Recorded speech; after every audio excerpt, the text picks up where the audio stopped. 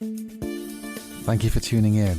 You're listening to the Ultimate Coach podcast, a companion to the transformative book, The Ultimate Coach, written by Amy Hardison and Alan D. Thompson. Each conversation is designed to be a powerful wake-up call, reminding us of what's possible for you in your life.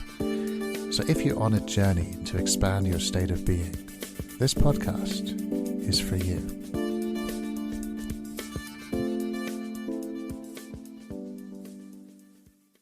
Welcome to another episode of the Ultimate Coach podcast.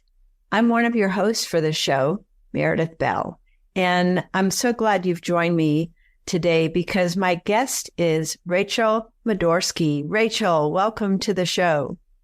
Thank you so much, Meredith, for having me. I'm so excited and honored and delighted to be here with you. You know, I am too, Rachel, because the topic we're going to be focusing on today around self-love is something that I think every single person struggles with at some time or another because of our tendency to criticize and judge ourselves, sometimes unconsciously. So before we dive into that, I would love for you to share a little bit about your journey in this whole world of being and the ultimate coach. How did that get started for you? So several years ago, I don't keep excellent track of time. I think that's on purpose because it's not that important to me. Now is what's important to me. So some time ago, I had the pleasure of being coached by JP Morgan, John Patrick Morgan. And if you know JP, you know that he has made like an hour-long stunning acknowledgement of his work with Steve Hardison.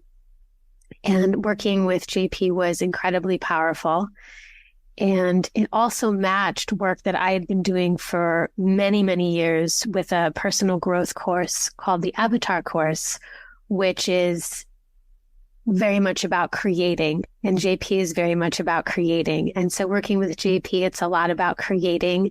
And then I think it was him, let's say it was him, told a story once about Steve. I mean, many stories, but there was one story in particular that really shifted my life. And the story was this. Someone asked Steve, why is it, how is it that people feel so loved when they're around you? Why do people feel so loved in your presence? And Steve said, because I love myself that much. And that tilted my world on its axis. And I think the biggest thing I got from that story is the recognition and the permission that not only is it okay to love yourself, but it's also okay for me to build my whole life and my whole business and my whole being on that one idea. And that's what I did. And then eventually I got to talk to Steve, and then I got to work with Steve. And yeah, I'll leave it at that for the moment. I'm curious. That is a powerful and profound statement that I think many of us would not immediately think of. We're taught to love others and be kind and, generous and loving to others. But it really does start with ourselves, doesn't it? It so does, Meredith. I'm curious, that resonated so strongly with you. I'm suspecting because there was something in your own journey where you may have struggled with like loving yourself. Is that accurate? Oh, so accurate. I think the two things that I could say about that to give a picture is I had a wild childhood, just a real wild childhood. And there was this one moment I remember. I was a little girl, and it's so interesting to me. This is the story that occurs, but I remember standing in the hallway of this apartment I was living in with my mother, and it was so bad, to be honest. And I had this moment, and I remember asking God why me? And not kind of from a victim consciousness of like, why me, like poor me. I was actually asking the question, like, why me? I was genuinely curious. And the answer that came back to me was something like, because I can handle it. And then what I told myself is that maybe if I could handle this, maybe some other little girl wouldn't have to.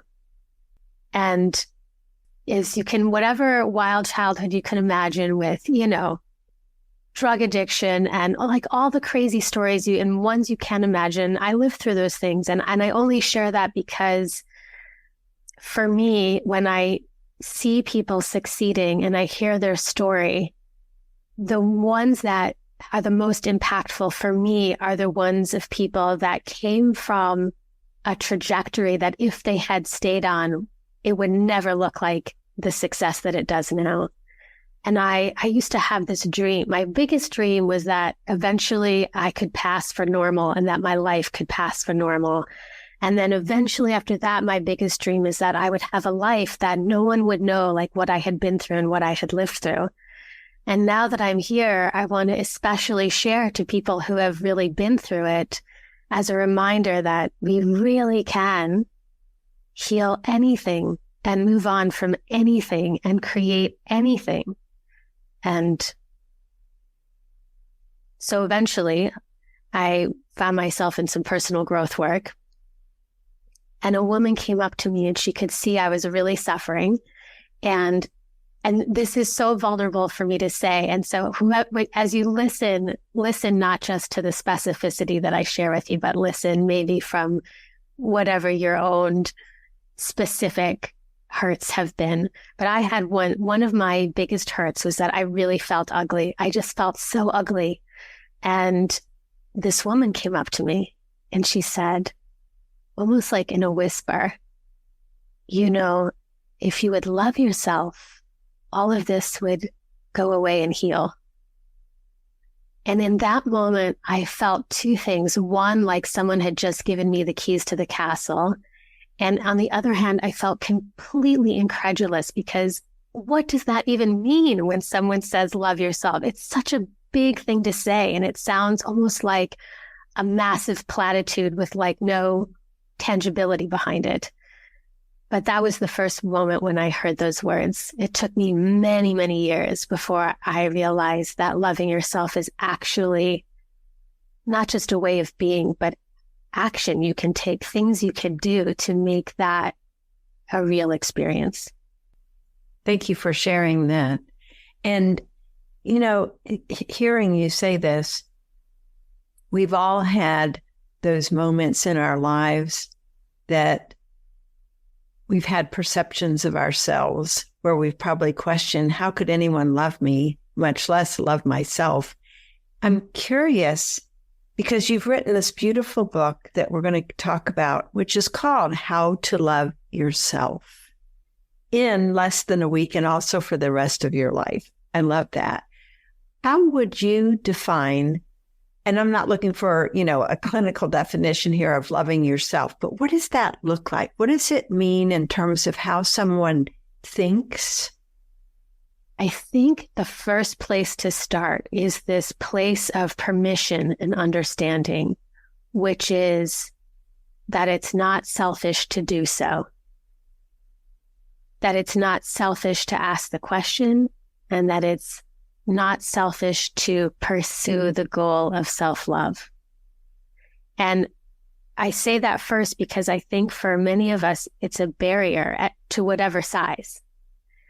And I really speak especially to women because I think, we're all, especially the personal growth, we're all inundated with this indoctrination to love others and give to others and to be generous.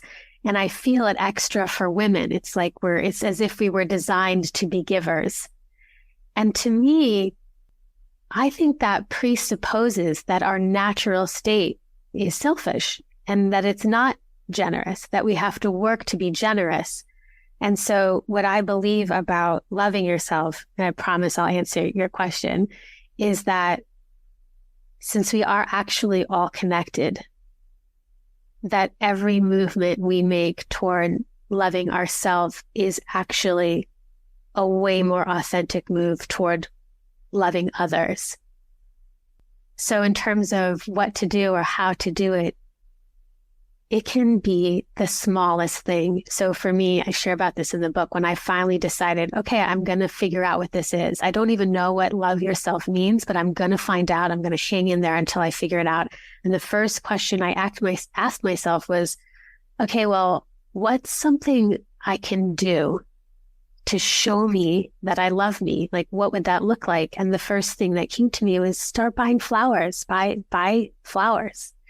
And so I went to the store and I bought a flower and I put it in a little vase next to my bed. And every morning I woke up and I saw this flower and it would remind me, love yourself. Just the smallest thing. And on a bigger scale, and even in business and work and entrepreneurship, we can begin asking ourselves, what is the most loving thing I can do for myself? If I really loved myself, if it were truly a real thing, what would I be doing? And so I loved that the one small gesture that you talked about, the just buying a flower for yourself, because to me, what that represents is just doing something that reflects our valuing of ourselves. And I think that thinking of my own growth here in terms of love of my own self, and I think it's important to distinguish here, between self-love and, say, narcissism, where we're preoccupied with looking good and, how we appear to the outer world or being totally self-absorbed. To me, that's not what we're talking about at all. It's this deep acceptance of who I am and being grateful for that instead of judging and criticizing. I think those are the two things that I know I've struggled with over the years, and maybe a lot of our listeners have too. Criticizing myself in my head when I've made a mistake or made a bad decision or whatever it might be. It's not having the same grace with myself that I would have with anyone else in my life. Meredith, everything you're saying is gold. First of all, yes.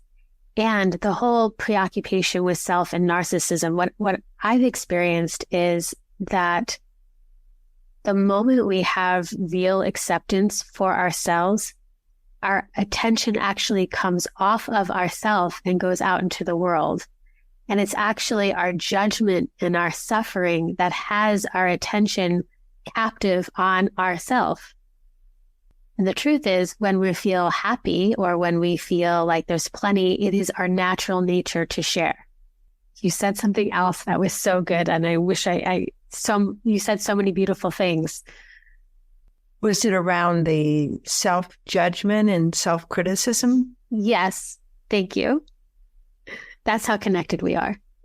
Well, it's so easy to come up with something that's on the top of my mind in the context of this conversation. I learned this little tool that was a life changer for me, which is anytime you notice anything, anytime any of us notice something, that a way of being, something we're doing or saying that we prefer not to be, to consider saying, oh, isn't that interesting? Oh, I'm doing that. And the reason why this is so important is because for those of us who do love to grow and do want to be the most powerful, loving version of ourselves that we can, the truth is we can't actually grow if there's no love and acceptance there. And the reason is because the more love and acceptance we are willing to give ourselves, the more we're willing to see. If there's too much judgment, we can't actually see what's there to improve because it would hurt too badly. But the more we're willing to go, oh yeah, I'm so human. Isn't that interesting? The lighter we can keep it, actually, the deeper we can go. I love that lighter reference that you made, because I think one of the things that I've experienced, and I'm sure many others have too, is this idea of taking ourselves so seriously. And imagining, oh my gosh, I can't believe I did that or I said that, and then beating ourselves up over a period of time instead of, oh, well, wasn't that an interesting thing to say? I love that. I'm going to adopt that phrase because it's neutral. That is a non-judgmental word. And so I would encourage folks to use interesting or something else that doesn't come down as in any way as a judgment, because I think that helps us stay lighter and more playful. There's so much in life that I think we get bogged down with when if we could step back and look at it in the context of our whole lives, it just makes such a difference. It's so true. Play is, to me, an essential part of life. I love one of Steve's declarations is, I am that I do not sweat the small stuff, and it is all small stuff, including death and dying. I use that often. I haven't made it to the death and dying part, but I admire Steve for creating that. And for me, one of the greatest impacts on my life has been the gift of improv comedy. And I would encourage anyone listening, especially if you're a leader, someone who loves to grow, to take improv classes.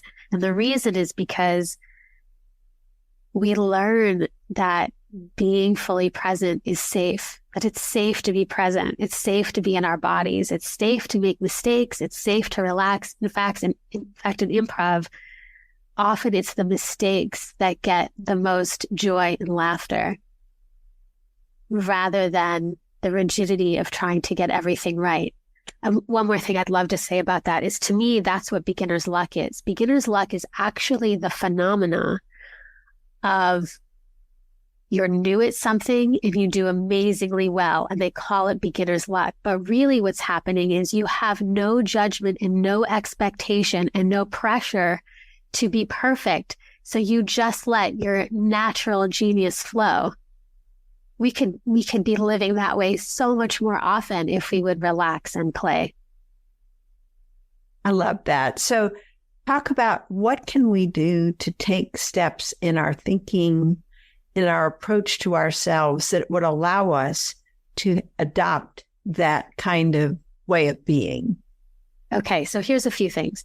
One is, I love this one, again, especially for women, to journal the answers to this question. If I were being really bad, what would I do? To me, this is really important because your answers to that question, and of course, men, please feel free to join in. But if I were being really bad, or if I was being a bad girl, what would I do? This helps us find what we're wanting that we're not even giving ourselves permission to want. And often what happens is when you look at the list, you stand back and recognize there's nothing really that bad on this list. These are just the things that I haven't been giving myself permission to do. I really believe one of the paths to self-love is permission to say yes to yourself and to trust yourself more deeply than ever before. And so another thing to do is, if I give a talk or if I do something, my way of evaluating, and I love teaching this to people, is there's just a 2-question evaluation, and it's what went well and what would I like to see more of next time? And that helps me appreciate the wins, collect all the goodness, and create something to move forward with. I also don't believe you have to suffer to grow. I think that's an old way of growing. We can grow through pleasure. We can grow through expanding our capacity to receive. How good can I have it? We all have this set point from which we feel is safe and comfortable to receive, whether it's money, love, goodness. And once we hit that set point, it starts feeling uncomfortable for it to be too good. And that's just because that's where our identity is. That's what feels normal to us. Another thing for those of us who work or have businesses is to ask, what is my dream schedule? If I had all the money in the world, what would my schedule look like? And then design your business around your schedule. I've done that. I remember talking to a fellow coach and saying, my schedule is obscene. That was the word that came to me. We looked up the word obscene because we're like, oh, what does that mean? And the definition was something like, shocking to others. It's okay to live a life that matches who you really are, whatever that means. I think I'll say one more thing and then I'll be quiet, which is, there's these stories about Steve and his generosity. And I think we all have so much more generosity in us. And the valve that unleashes it is to flow that generosity to ourselves first. When we give from the overflow, the quality of what we give is so much better. What I'm able to give now is nothing compared to what I was able to give before I had attention on how to love myself. I hope there's some specifics there. Oh, those are all excellent. And they're, so worth reflecting on and looking at how might I apply that in my own life. And I love that you kind of wrapped up there in your list with the generosity, being generous to ourselves. That's almost an oxymoron for some people, I bet, generous to myself because of what we've had our minds trained to do, in terms of thinking of others and putting the needs of others first. And I think that is more common with women than the messages that get conveyed to females more than males. It's talk about some of the different ways we could be generous with ourselves. I love having a morning program, and I know many of us do, but I think, being generous with ourselves also means with time. How do you really want to spend your time? How do you really want to start your day? Also, I will also say, I'm also okay if someone thinks I'm selfish. Like there's certain stands I'm willing to take because I'm willing to be a stand for myself and for all the women I get to support or whoever I can be an example for. So it's really also the willingness to let go of the need to be liked, to let go of people pleasing, to let go of codependency, which is our, monitoring and controlling how someone else feels about what we're doing. It's practicing remembering that my opinion of me in my life is the only one that really matters. I'll offer this one meditation I do. I love this meditation. I set the timer for literally 3 minutes. 3-minute meditation, and I call it just listening, which is Teresa Watts, a brilliant, wonderful coach. Yes. Her phrase is just listen.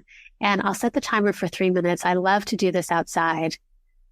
And I just practice listening. Just listen to the sounds, to the silence. And I always receive something. And then after that, sometimes I'll set the timer for another 3 minutes and I'll vision, what would I love? What would I love to happen today? What would I love in my life? And then sometimes I do this when I'm not sure what to do or when I'm not feeling so great. I'll just be as quiet as I can. And I'll ask myself, what is the most loving thing I can do for myself right now? And there's always an answer. And the practice is the willingness to listen to that answer. Well, I think the practice is both asking the question, yes, and listening for the answer, because that question is profound, Rachel. And it's in your book. And I know some of these other things that you're sharing are in the book. And I highly recommend people get that. We'll talk more about it at the end of our conversation. But this idea of posing a question where we're focused on our own wants, needs, desires. Like, what's the most loving thing I can do for myself right now? It has such a different focus. So that's one thing. But then the listening, as you say, and being in a place of receiving so that and I like that you set the timer for just 3 minutes. Everyone can make 3 minutes of time. It's not requiring this intensive and expansive time commitment that people would easily say, oh, I can't do that. But what you're doing is making it accessible to everyone by these simple yet profound suggestions. What difference have you seen this make for yourself and for some of the women that you've worked with? So much, Meredith. I just received an email yesterday that touched my soul so deeply from a former client. The subject was former client, and this had been years ago. In her email, she shared with me that she has done and become all the things she had talked about. And two of the things that stood out to her, one was the question, what would you love? And that she's been asking herself that question since our time together. And two, as a result of asking the question, what would she love? You know, she also was able to deeply receive any acknowledgement that I was able to give her. And this is what's so important, I think, to make a distinction. There's a great ocean of difference between receiving and taking. Being needy and taking comes from lack. It comes from a feeling of emptiness.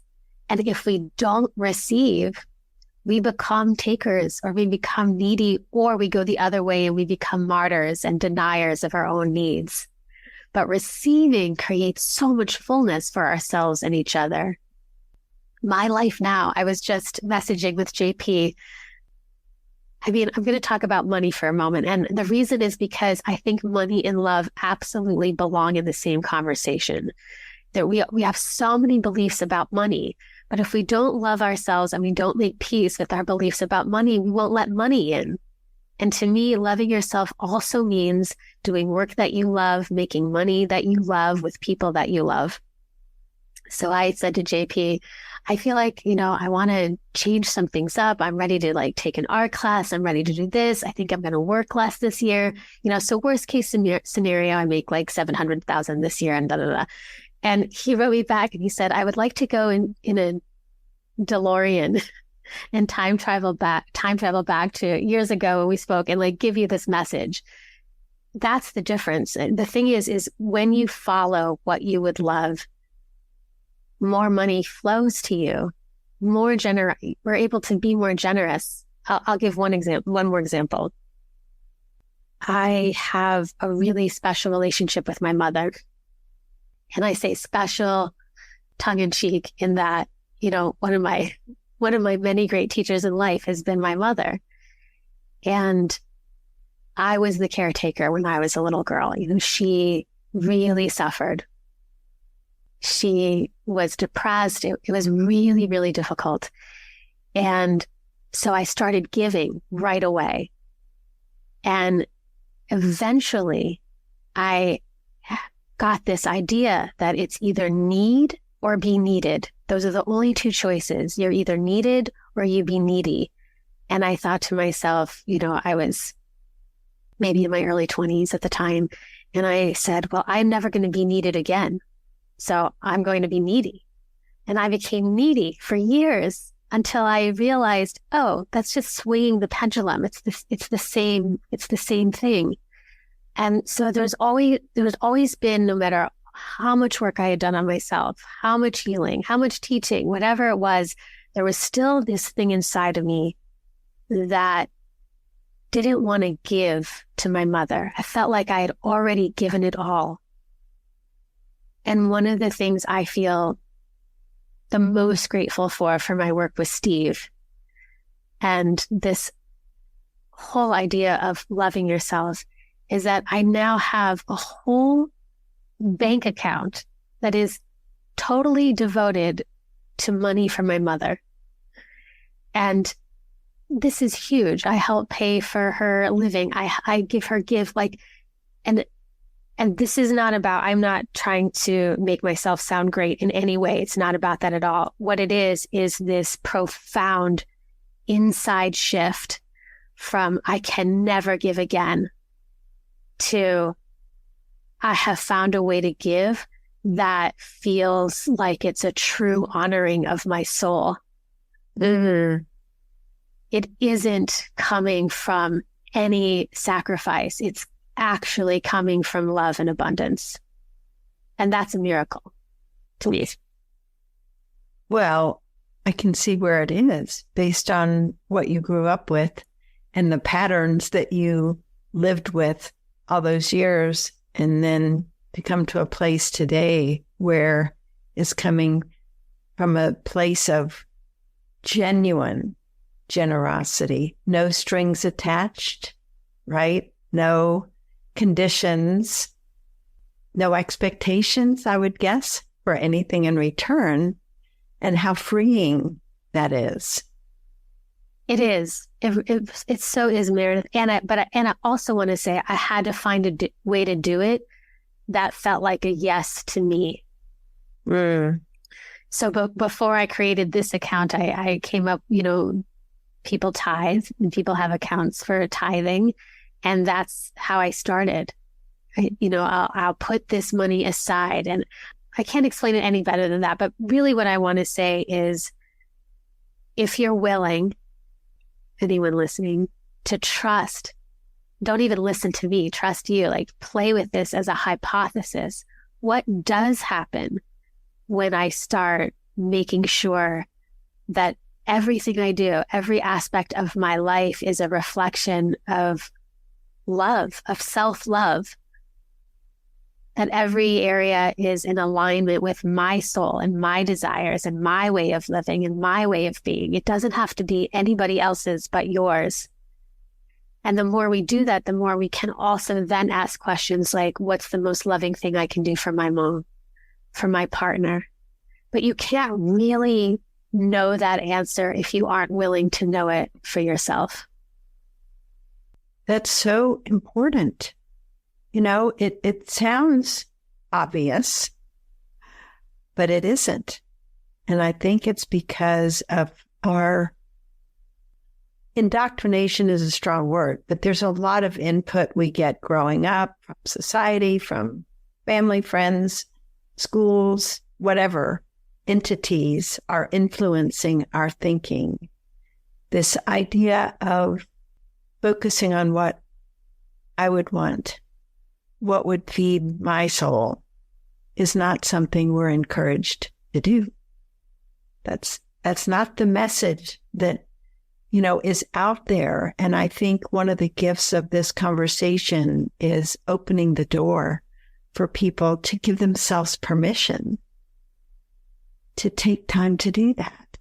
And that it's not only okay, it's really a prerequisite. As you've been saying, this is a thread running through here. When you are loving and generous to yourself and take care of what you really want, it frees you up to then be available to give from the heart to others. Does that make sense? Yes, Meredith, you're saying it so beautifully. And I would add this one other piece, which is our greatest contribution in the world is the version of us that's being our most delighted self. I love the book, The Big Leap by Gay Hendricks. I think it's a must read. But just this idea of we have a zone of excellence. It's the stuff we're so good at, but it maybe doesn't light us up anymore. And our zone of genius is that cross point between what we really love and also what we're really good at. And we're always really good at what we really love. And the more permission we give ourselves to do what we really love, the greater the contribution, the greater the abundance in all directions. Absolutely.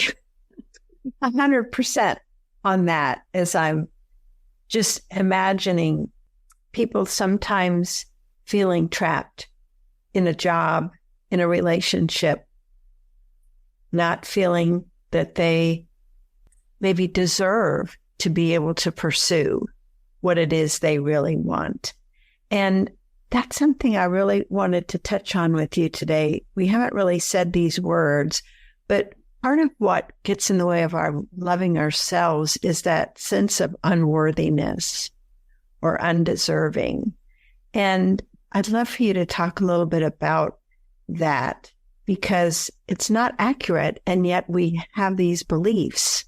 So what can we do to help shift our thinking around that? Because so many people, no matter how much outward success they experience, they still don't feel worthy of that. So what are some of the things that you might share around that? The first thing is the reminder that it's just a belief. We take our beliefs so seriously. And if we could consider the idea that everything is just a belief, it's all made up. Everything is made up. And maybe this is partly the comedian in me, but what would you like to believe? I am no longer interested really in what's true or what's accurate. What I'm interested in is, if I believe X, what will the result be? That's really all I care about. I don't care what I believe. All I want to do is believe things that make my life and the lives around me more beautiful. And so I would have to ask myself, and I'm not saying that I don't have moments of feeling unworthy. I just don't spend time there, because to me, it's a waste of time. Why do I want to put my attention there? What I try to do is, if I'm having a moment where I feel unworthy, I just quickly try to shift to what I'm grateful for. I just move over a few dials on the radio of beliefs to like a different channel. I'd rather be grateful than feel guilty. That used to be my go-to. I'd be sitting on the couch with my husband and like so happy, I'd start feeling guilty, thinking about my mother feeling whatever she was feeling, until I realized even my mother, her higher self, would never want that for me. So what do I want to believe? So I would say, practice making up beliefs that create the life you want. Mm-hmm. And part two, and Steve is obviously a genius at this. This is my version. My version is, I call it being willing to be a fool for love. And what I mean by that is, I'm believing some pretty outrageous things. I'm practicing believing some pretty outrageous things. What's the harm? There really is no harm, except that we're afraid to look like dummies to ourselves, or idiots, or like fools. But what life do you want to live? Do you want to live a life where on the outside you look like you have it all together and have reasonable thoughts? Or would you like to live an incredible, adventurous life going for the things that you really want? So that's my answer to that. My answer is, it's all made up. Make up beliefs that make you feel good about life. I love that answer. I think it's so powerful. So here's another element of this self-love that I want you to talk about, and that is self-forgiveness. Because if we get into judging and criticizing, we can't always just let it go. What's the process that you have found to be helpful around forgiving yourself? There's a few. I think for me, what I try to do is I first look for the innocence. First, let me make first a confession. I am way more likely to blame others than blame myself. That's just how I am. That's how I work. But, and I can share something fun about that. But in terms of self-forgiveness, I'm always looking for the innocence, meaning whatever we do, whatever we say, no matter how awful it looks on the outside, there's always a positive intention. There's always some part of us that was trying to be safe, not hurt someone, not get in trouble, whatever it is, win, like whatever it is that we do, or look good, whatever it is. And to me, those things are incredibly forgivable. I mean, we're humans, we mess up all the time. And so to me, it's recognizing my innocence And then if I really did do something that requires more than just like seeing my innocence and it floats away, then I do the practice of apologizing. And for some of us, that's easier than others. I've been with my husband for 20 years, and I can tell you that he has apologized, and I'm being probably 10 times for my one. I mean, he's wonderful at that. It took me years to do it. I'm catching up now because I'm better, but I used to be. But self-forgiveness to me is recognizing the positive intention behind the thing and our innocence and letting it go, letting the attention go off of ourselves and flow it back onto where we really want it to be. Yeah, that letting go. The question just came up for me thinking about because some of us grew up having this, whatever church we might have been raised in, guilt. Feeling guilty for doing this wrong and that wrong. So letting go of that guilt. And how long do I want to carry this? How is it serving me to feel this way? So I love this idea of letting go in support of being able to then give more generously, because I'm not preoccupied with this pain, this memory, this feeling that I am conjuring up from the past, but to be able to say, that's done, can't change it. It's easier to move forward. And I love your idea of positive intent and looking at innocent, not juxtaposing it with guilt necessarily, but just the idea that I didn't intend any malice. Yes. Exactly. And there is always an action we can take. So, for example, even if we're talking about something from 15 years ago, if we can find like the quality of what it is that we feel bad about, maybe I put someone down, then part of how I can heal that in the present is love myself, forgive myself, and intentionally look for like, how many people can I lift up today? There's always an action we can take that lifts us and others up, and no one needs to know that we're doing it, but to me, it's another way. But I would just urge no one do it. It's not like repenting or repentant. It's not a punishment. There's nothing to be punished for. And that's another thing. We're so, I like the word, culturally influenced to think that like punishing and pushing is how to like be a better person or reach the goal. And in my world, there is no place for punishing, no place for pushing. We're afraid that if we just love ourselves, we'll sit around all day and get fat eating ice cream. And it's a totally fair thing to be afraid of, but I really encourage the practice of seeing what actually happens. There's this, just to like bring in money one more time, there's this beautiful passage from the Talmud, which says something like this. Money is like rain. When rain falls on weeds, weeds grow. When rain falls on flowers, flowers grow. I love that. To me, it's just the reminder, yes, you're allowed to make a lot of money. You are, and you don't have to separate that from love. I just keep bringing that in because I think it's so important. And I think it's such a taboo conversation. And I really want women to make a lot of money. I mean, I want everyone to make a lot of money, but especially people who care about their beingness, who care about doing good in the world. And we're allowed to have both. Mm-hmm. What I think you're addressing there is beliefs that we've been taught about the negatives around money, that we again have to separate belief from reality or what's true, and becoming more aware of that. Rachel, we're running to our time is end together, and I really want you to talk about your wonderful book, How to Love Yourself, and also talk a little bit about the work that you're doing now. So if the folks listening to this podcast would like to get in touch with you, learn more about you, what you're doing, they'll be able to do that. Okay.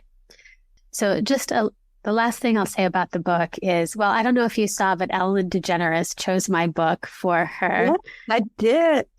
That's such a fun story too. And I'll just say really quickly how that happened is I trusted myself. She actually reached out for something else a few months ago. And I said no, because I could feel it wasn't right for me. And I told my publisher, please tell her. I said, thank you so much. I love Ellen. I've always loved Ellen. This particular thing isn't right for me. I would love for her to consider my book for something else in the future.